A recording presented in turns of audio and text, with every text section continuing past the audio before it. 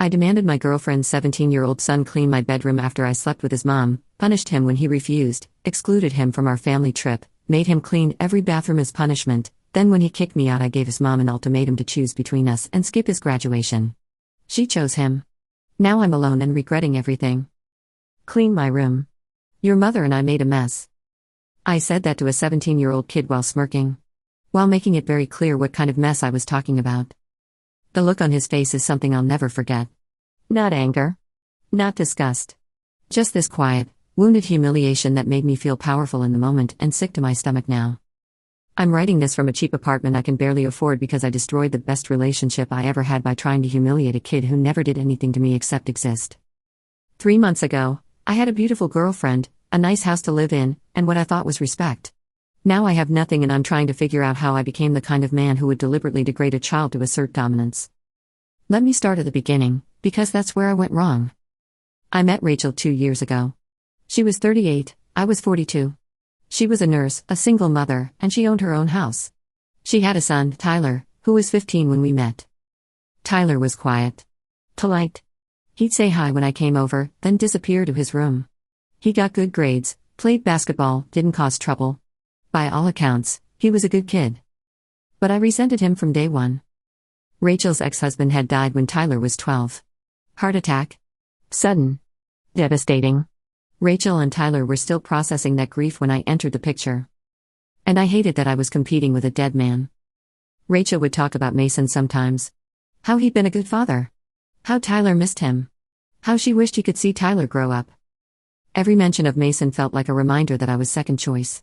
That if he hadn't died, I wouldn't be here. I know how pathetic that sounds. Being jealous of a dead man. But I was. And I took it out on Tyler. It started small.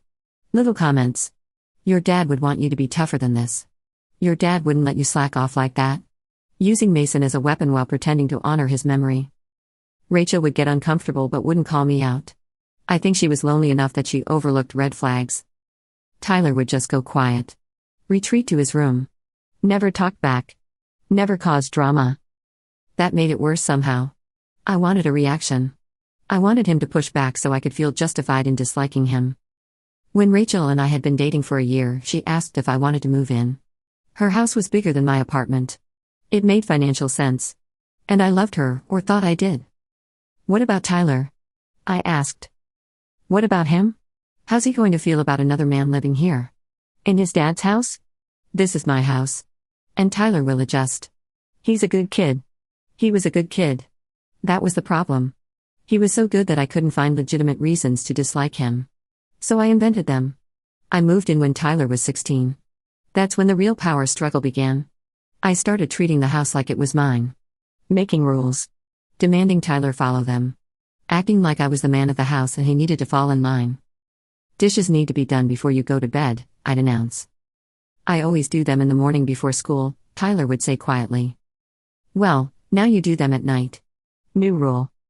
Rachel would look between us, uncomfortable, but she wouldn't intervene. I think she wanted us to work it out. I started assigning Tyler chores. Excessive ones. Mowing the lawn in the heat. Cleaning the garage. Scrubbing the bathroom floors. He's 17, Rachel said once. He needs time for homework and basketball. He needs to learn work ethic. My dad had me doing twice this much at his age. It was a lie. My dad barely spoke to me. But Rachel didn't know that. Tyler did everything I asked without complaint. And that made me angrier. I wanted him to refuse. To give me a reason to really come down on him. Then came the incident that started my downfall. Rachel and I had sex one Saturday morning. Tyler was home, in his room down the hall. We weren't exactly quiet. Afterward, Rachel went to take a shower. I lay in bed, feeling smug and territorial. This was my woman. My bedroom. My house, even though it legally wasn't. Tyler walked past the door to go downstairs. I called out to him. Tyler. Come here. He appeared in the doorway, carefully not looking at the bed where I was still lying naked under the sheets. Yeah? Your mother and I made a mess in here. Need you to strip the bed and take the sheets down to the laundry. Then remake it with fresh ones. His face went red. What? You heard me. Clean sheets are in the hallway closet. Get to it. That's your mess. You clean it. Excuse me? I sat up. What did you just say to me? I'm not cleaning your bedroom after you. After you and Mom. He couldn't even finish the sentence. After we what? Had sex? In our bedroom? In this house that your mother owns and generously lets you live in? I live here. This is my house too. No. You're a guest here. A child. And when an adult tells you to do something, you do it. He stared at me with this mixture of humiliation and disbelief. You're doing this on purpose. To humiliate me. I'm teaching you respect. Now are you going to do what I asked, or are we going to have a problem? Rachel came out of the bathroom, wrapped in a towel. What's going on? I asked Tyler to change our sheets and he's being disrespectful about it. She looked between us. Tyler, it's fine. I'll do it. No, I said firmly. He needs to learn that everyone in this house contributes. Including him. Tyler looked at his mother. Waiting for her to defend him. To tell me I was being inappropriate. She didn't. Just do it, Tyler. Please. It's not a big deal. His face crumpled. Not with anger. With betrayal. He turned and left. Went to his room and slammed the door. You didn't have to ask him to do that, Rachel said quietly. Why not? It's a chore. He does chores. That felt deliberately humiliating. That's ridiculous. Laundry is laundry. She didn't push it. Just got dressed and went about her day. Tyler didn't come out of his room for the rest of the day. Didn't eat dinner. Didn't speak to either of us. I felt victorious. Like I'd established dominance. Looking back, that's when Tyler started really hating me. And I'd earned it. Over the next few months, I escalated. Finding new ways to exert control. New chores. New rules. New ways to remind Tyler that I was the adult and he was just the kid who had to do what I said. Rachel started pushing back sometimes. You're being too hard on him. He's a good kid, he doesn't deserve this. Can you just ease up a little? But she never put her foot down. Never told me to stop. She'd express concern, I'd dismiss it, and we'd move on. Until the family trip.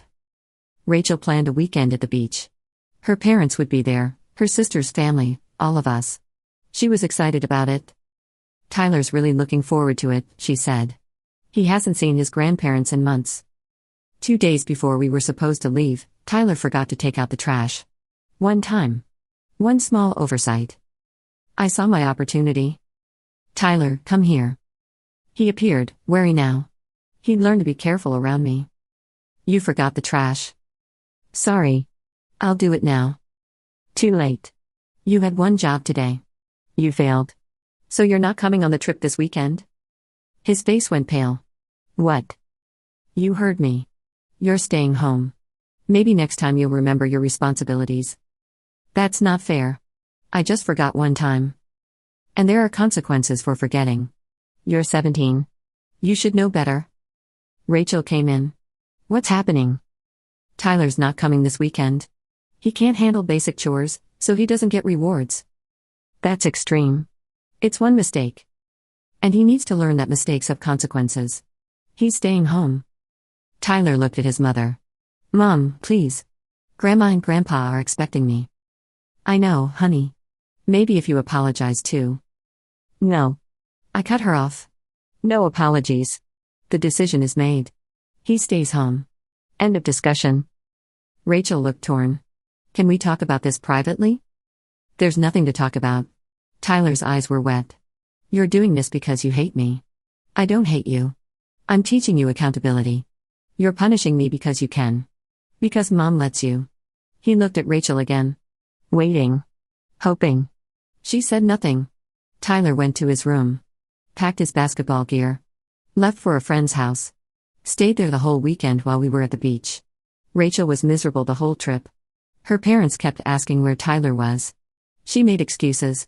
Her sister pulled her aside and I heard them arguing. Why would you let him do that? Her sister said. It's complicated. Tyler needs to learn.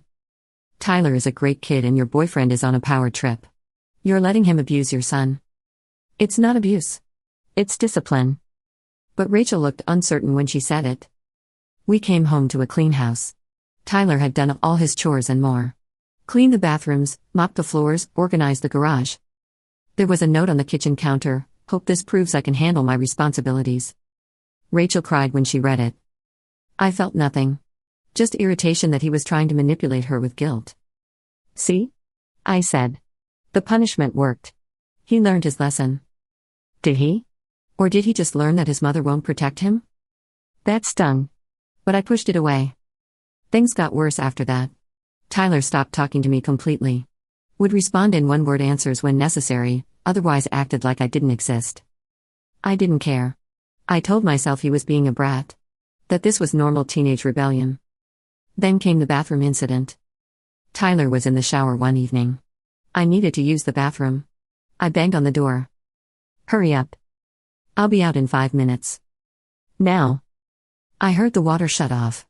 A minute later, Tyler emerged, wrapped in a towel, dripping wet. I brushed past him. Did my business. Left. 20 minutes later, I noticed Tyler hadn't come downstairs for dinner. Rachel went to check on him. Came back down looking furious. He's in his room soaking wet because you rushed him out of the shower before he could dry off. He was taking too long. He was in there for 10 minutes. And now he's saying he feels humiliated in his own house. He's being dramatic. No. You're being cruel. This has to stop. I'm not being cruel. I'm being practical. The kid needs to learn the world doesn't revolve around him. He knows that. His father died. He's had to grow up fast. And now you're treating him like some problem child when he's never done anything wrong. This was the first time Rachel had really stood up to me. I didn't like it. Fine, I said. If you think I'm too hard on him, you deal with discipline. I'll back off completely. But when he turns into an entitled brat, don't blame me. I didn't back off. I got worse. The next week, I made a new rule: Tyler had to clean all 3 bathrooms in the house every Sunday. Thoroughly. Toilets, showers, floors, everything. Why just Tyler? Rachel asked. Because I do the yard work and you work all week. He needs to contribute more. He already does his own laundry, keeps his room clean, does the dishes, takes out the trash. And now he does the bathrooms. It's not negotiable. Tyler did it without complaint. Every Sunday. 3 hours of scrubbing bathrooms. But I could see something in him changing. The quiet, polite kid was being replaced by someone angry and defeated. I told myself it was good. He was toughening up. Then came his 18th birthday. Rachel wanted to throw him a party. Invite his friends, his grandparents, make a big deal of it. I didn't want strangers in the house. I told her it was too much work. It's his 18th birthday. So? He's an adult now. He doesn't need a party. We thought about it for days. Finally, Rachel said she'd do it anyway. Without my help. The day before the party, Tyler and I had our final confrontation. I came home from work to find Tyler's basketball stuff in the living room. Duffel bag, shoes, ball. Clean this up, I said. Now. I just got home from practice. I'll move it in a minute. Not in a minute. Now. He sighed. Started gathering his things. I don't know what came over me. Maybe it was the fact that Rachel was planning his party despite my objections. Maybe it was seeing him in the house that I'd started thinking of as mine. Maybe I was just a bully who'd been building up to this moment for 2 years. You know what? I said. I'm sick of this. I'm sick of you sulking around here like I'm the bad guy. I'm sick of your mother taking your side. I'm sick of pretending like you're not the problem in this house. Tyler stopped. Turned to look at me. I'm the problem? Yeah. You are. You walk around here like you own the place. Like I'm some intruder in your life. This was your dad's house, right? Your perfect dad who died and left you with this widow for a mother. Don't talk about my dad. Why not? He's the reason you resent me. Because I'm not him. Because I had the audacity to fall in love with your mother after he had the bad luck to drop dead. Tyler moved faster than I expected. Grabbed me by my shirt, shoved me against the wall. Get out of my house. I was shocked. He was stronger than I thought. Taller than me. And angrier than I'd ever seen him. Let go of me. No. You get the hell out of my house. This is my house. My mom's house. You don't live here. You don't make the rules. You're just some asshole who moved in and acts like you own everything. Rachel came running in. Tyler. Let him go. No. He needs to leave. I'm done. I'm done with him treating me like dirt in my own house. I'm done with him disrespecting Dad. I'm done. He shoved me toward the door. Hard. I stumbled. My ego was bruised more than my body. Fine, I shouted. Fine. Rachel, choose. Right now. Me or him. Silence. Tyler let me go. Stepped back. Looked at his mother. I looked at her too. Confident she'd choose me. We'd been together for 2 years. She loved me. Tyler was just being a dramatic teenager. Rachel's face was pale. Tears streaming down her cheeks. Get out, she whispered. What? Get out. Pack your things. Leave. You're choosing him over me? I'm choosing my son over the man who's been abusing him for 2 years. Yes. I never abused him. You made him clean our bedroom after we had sex. You humiliated him deliberately. You excluded him from family trips. You rushed him out of the shower. You've done everything possible to make him feel unwelcome in his own home. That's abuse. I was trying to teach him respect. You were trying to replace his father. And when you couldn't, you punished Tyler for it. The words hit like a slap because they were true. Rachel, please. We can work this out. No. We can't. I should have kicked you out months ago. I should have protected my son from you. I didn't. But I'm doing it now. Leave. I looked at Tyler. He was crying too, but there was relief on his face. I'd broken this kid for 2 years. And he was relieved I was finally leaving. This is a mistake, I said. The mistake was letting you move in, Rachel said.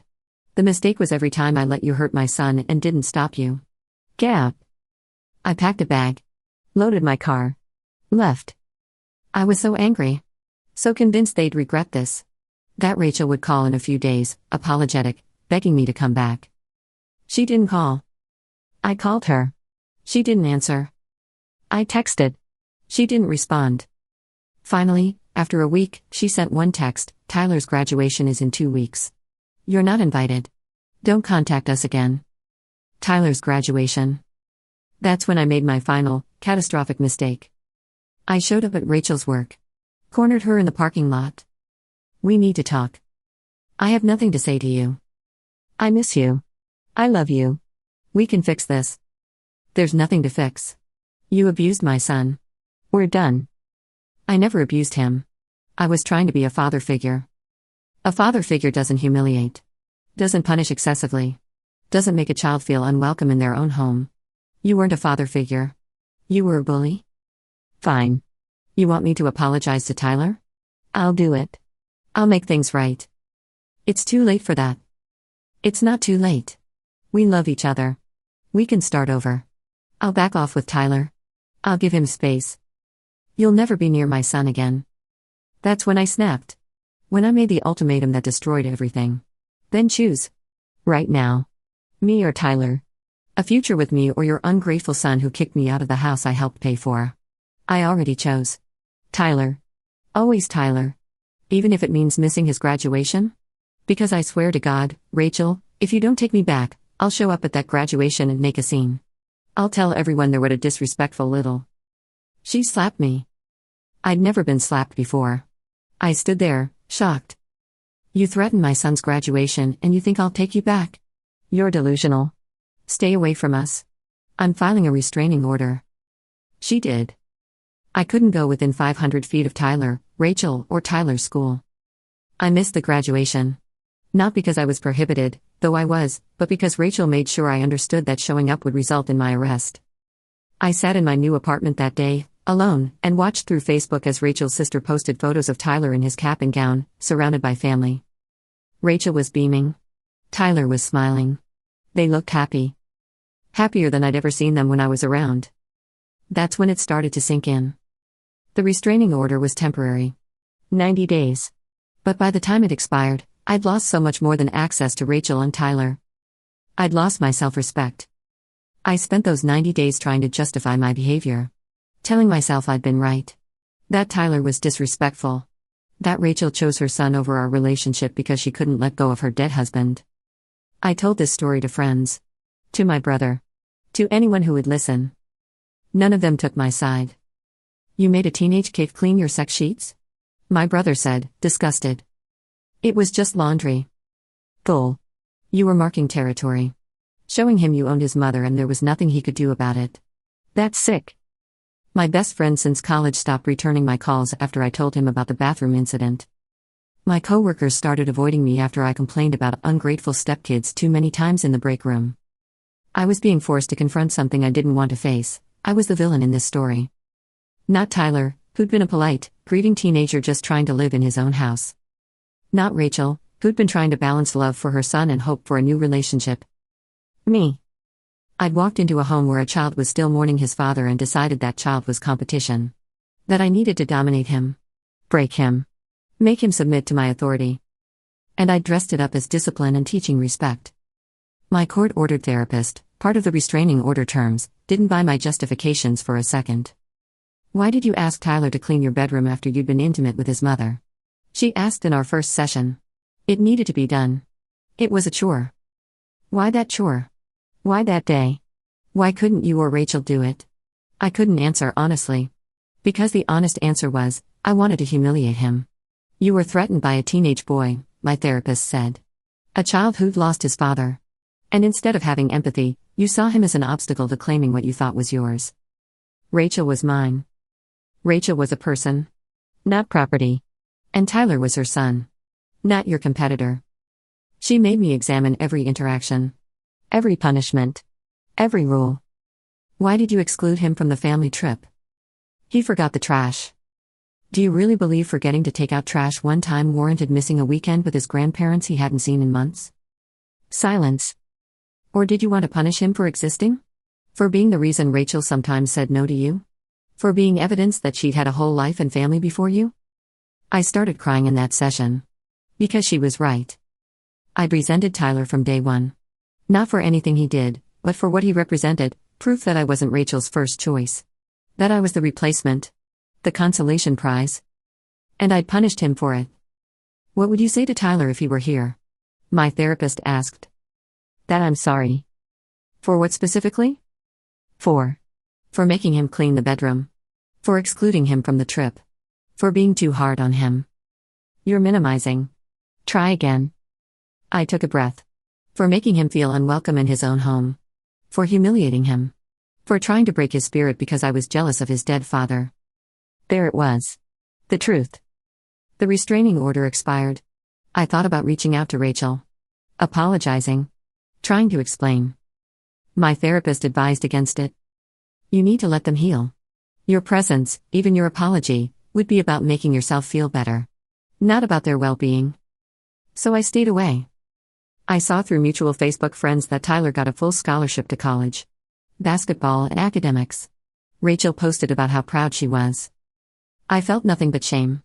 This kid I tried to break, who I told was lazy and disrespectful, had accomplished more by 18 than I had by 42. Rachel started dating someone new about 6 months after I left. A teacher. He posted photos of himself at Tyler's basketball games, at family dinners, blending into Rachel's life seamlessly. I stalked his profile like a crazy person. Looking for flaws. Finding none. He treated Tyler like a person. Respected Rachel's boundaries. Didn't try to take over or dominate. He was everything I should have been. I tried dating. Joined apps. Went on a few dates. It was always the same conversation. Do you have kids? No. But I almost had a stepson. Oh? What happened? And I'd have to decide, lie, or tell the truth and watch them make an excuse to leave. I usually lied. Said we grew apart. That it didn't work out. But one woman, Sarah, pushed. Why didn't it work out? I wasn't good to her son. What does that mean? I was cruel to him. I humiliated him. I treated him like an obstacle instead of a kid. And his mother chose him over me. As she should have. Sarah left before our food arrived. I don't blame her. Who wants to date a man who admits to abusing a child? Because that's what it was. Abuse. Not physical.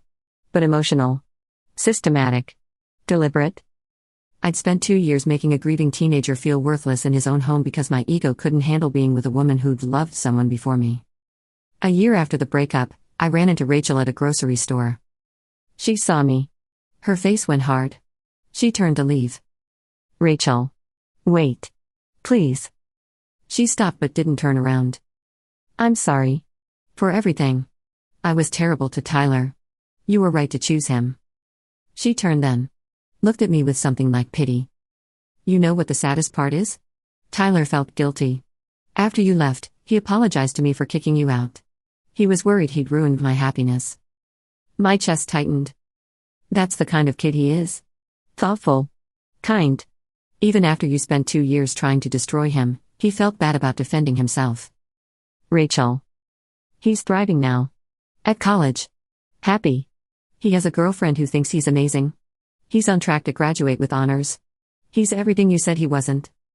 I know. I was wrong about everything. Yes. You were. And you don't get to apologize your way back into our lives. You had your chance. You chose cruelty. Now you get to live with that. She left. I stood in that grocery store and cried. Tyler graduated college last month. I saw the photos online. Rachel was there. Her boyfriend, fiancé now, I saw the ring in one photo. Tyler's girlfriend. His grandparents. He looked happy. Healthy. Like the weight of my presence had been lifted from his shoulders. I'm 45 now. Single. Living alone. Working a job that pays the bills but nothing more. I think about Tyler a lot. About what I stole from him. 2 years of feeling safe in his own home. 2 years of his mother's full support while she was torn between us. I think about the bedroom incident. How I'd felt powerful watching him turn red with humiliation. How that power had felt good in the moment. It makes me sick now. I demanded a grieving child clean evidence of his mother's sex life to assert dominance. I excluded him from family trips over minor infractions to punish him for existing. I made him scrub toilets and clean bathrooms to keep him in his place. And when he finally stood up for himself, I tried to make his mother choose between us, confident she'd choose me. She chose him. As she should have. My therapist asked me recently what I've learned. That jealousy makes you cruel. That competing with a child makes you a monster. That you can't build a relationship by tearing someone else down. What would you do differently? Everything. I'd treat Tyler with respect from day one. I'd support Rachel's relationship with her son instead of resenting it. I'd remember that being second doesn't mean being less. That Rachel choosing me didn't mean Tyler couldn't also matter. And now? Now I live with the knowledge that I had something beautiful and I destroyed it because I couldn't handle my own insecurity. I have no illusions of redemption. No hope that Rachel will forgive me or that Tyler will ever think of me as anything but the man who made his teenage years miserable. I'm just the cautionary tale. The evil stepfather. The insecure man who bullied a kid and lost everything. Sometimes I drive past Rachel's house. Not close enough to violate any boundaries. Just close enough to see it. There's a different car in the driveway now. Probably the fiancé's. The lawn is well maintained. Flowers in the garden. It looks like a happy home. It was a happy home before I moved in. Tyler and Rachel, healing together from Mason's death. Building a life. I poisoned it with my insecurity and need for control. And when I was finally removed, they healed again. Faster. Better. I was the infection. Tyler was right to kick me out. Rachel was right to choose him. If you're reading this and you're dating someone with kids, please learn from my catastrophic failure. Those kids aren't your competition. They're not obstacles to overcome or dominance to assert. They're children who deserve respect and kindness, especially if they're already dealing with loss or trauma. If you feel threatened by a child, the problem isn't the child. It's you. Get therapy. Work on your insecurity. Don't make them pay for your inadequacy. If you find yourself assigning excessive punishments, inventing ways to humiliate them, or feeling satisfied when they're hurt, stop. You're not teaching them anything except that adults can't be trusted and home isn't safe. And if their parent has to choose between you and their child, they should choose their child. Every single time. I demanded my girlfriend's son clean my bedroom after I slept with his mother. I punished him for refusing by excluding him from family trips. I made him scrub bathrooms for hours to keep him submissive. When he finally stood up to me, I gave his mother an ultimatum, him or me. She chose him. And now I'm alone, with nothing but regret and the clear understanding that I earned every bit of this isolation. The last time I heard anything about Tyler was through a mutual acquaintance. He's engaged now. Planning a wedding. Rachel is helping him plan it. The fiancé who replaced me will probably walk Tyler's future wife down the aisle alongside Rachel, like a real family. I could have been part of that family. If I'd been a better man. If I'd treated Tyler with the kindness he deserved. But I wasn't. And now I'm not. I demanded a child clean evidence of his mother's intimacy to humiliate him. Now I clean my own small apartment, alone, with no one to share it with. That's karma. And I can't say I didn't earn it.